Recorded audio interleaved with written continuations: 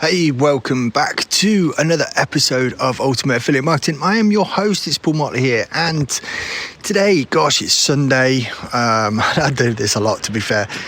A week's gone by, it really does breeze by super quick, but I feel that Sundays are always a time when you get to relax a little bit. We've been out today, had a nice Sunday lunch, met some friends, and kept all the social distancing rules, obviously, and it was just nice, but there were still things that I had to do with my business and stuff like that, so managed to get that done, which was great. But what I was going to say was that I find Sundays kind of like a day of reflection, but also looking forward to the challenges and the week ahead. And I find that we are a sum of our own actions.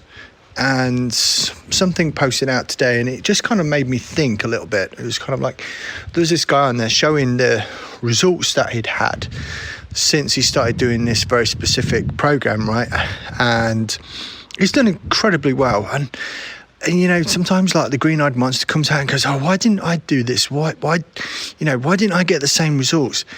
Well, the thing was, he picked one thing and has been doing that one thing for 12 months.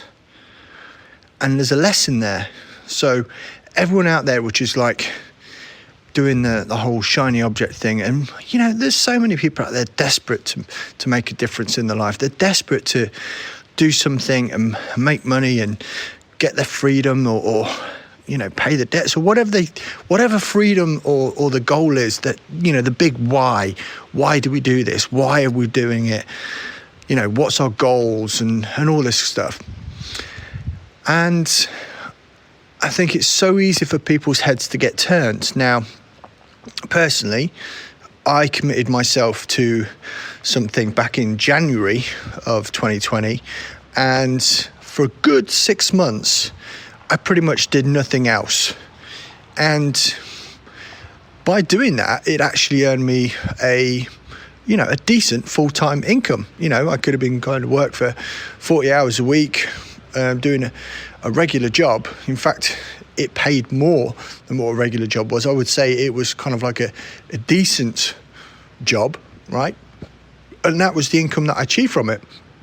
And when I think about it, I think, well, I was extremely I wouldn't say lucky, because I worked damn hard at it, right? And there were times when it became so impossible, and, I really doubted what I was doing, but I just knew that if I stuck with it, if I followed the process, I would get those results. And that is what happened.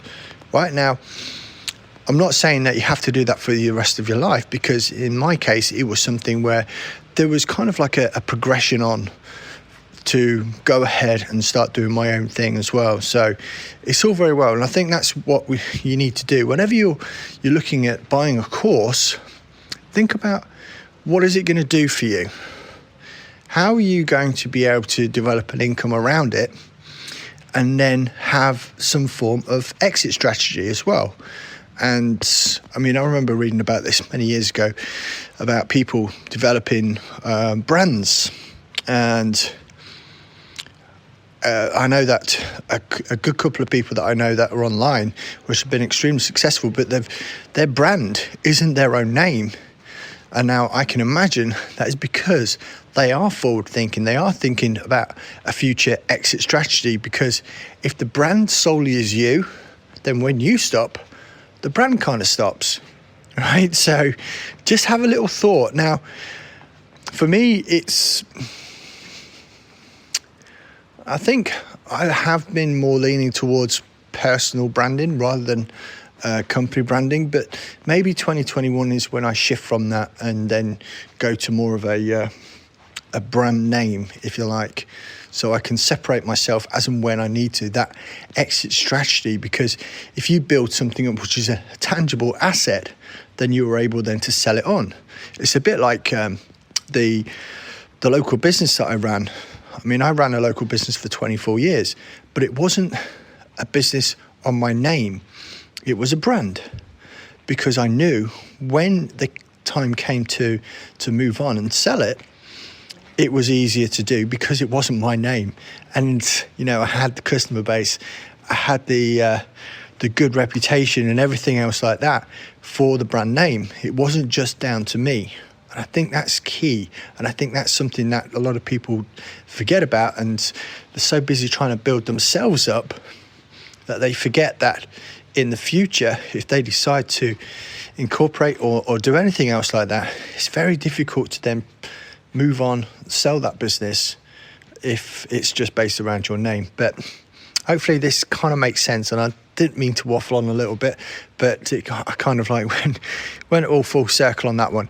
But like I said to you, Sundays, day reflection, look and see what's going to happen next week, next 7 days, because I always like to chunk my time into like a 7-day cycle and think, right, what is it that I need to get done over the next 7 days? Because if you can make those achievements, if you can do that, then it's so much easier than just saying, what do I want to achieve in the next 5 years? Because 5 or 10 years seems like a heck of a long time, right?